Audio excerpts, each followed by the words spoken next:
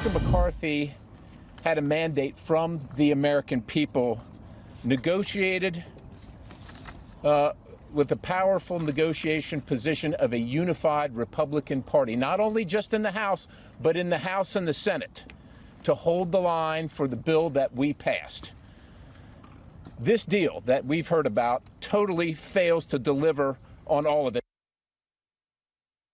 Congressman Scott Perry slamming Speaker Kevin McCarthy over the debt ceiling deal the Speaker negotiated with Joe Biden and the Democrats. The House Freedom Caucus knows a raw deal when they see it.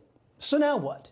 Conservative Congressman Matt Gaetz is member of the Freedom Caucus. He's joining me now. Hey, Congressman, it's always great to have you, sir. By the way, great job filling in for Greg Kelly the other night. It was very entertaining. The facts of this deal are pretty damning. The GOP went from a modest $5 trillion reduction of spending over 10 years, never making cuts, meaning the GOP never insisted government spend only what the taxpayers give it. Now, we went from that to accepting Joe Biden's unacceptable spending levels next year and increasing those levels the following year. What will the Freedom Caucus do? I am not going to vote for this bill. I think that it doesn't put sufficient downward pressure on spending. I announced that on Newsmax the other night. And what's interesting to me, Chris, is that an increasing number of members who are very close to Speaker McCarthy are now announcing their opposition. People like Kat Cammack, Corey Mills, Michael Waltz, Russell Fry, Wesley Hunt. These are very much Team McCarthy people, but they have announced that this isn't something that they can support. I didn't even vote for the first increase in the debt limit because gaslighting $49 trillion in debt over the next 10 years does a great deal of harm to the American economy, and it cuts against our principal mandate with the voters, which is to fight inflation.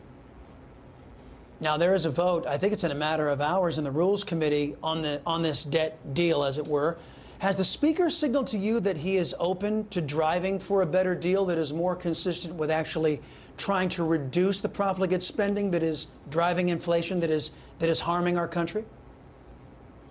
Well, the Speaker is working to get 112 votes. That's a key number because according to the concessions that Speaker McCarthy made in January, he can only bring legislation to the floor if a majority of the majority is going to support it. Right now, that may be in question. The first test for Speaker McCarthy is the Rules Committee. That's a committee where we've got folks who are very dead set against this bill, like Chip Roy and Ralph Norman. So will Democrats on the Rules Committee cross over and give Speaker McCarthy what he needs to get the bill to the floor, and then will 112 Republicans indicate that they're going to vote for it? We cannot pass bills with a majority of the Republicans in opposition, so if folks are against this, they should reach out to their member of Congress and have their voice heard.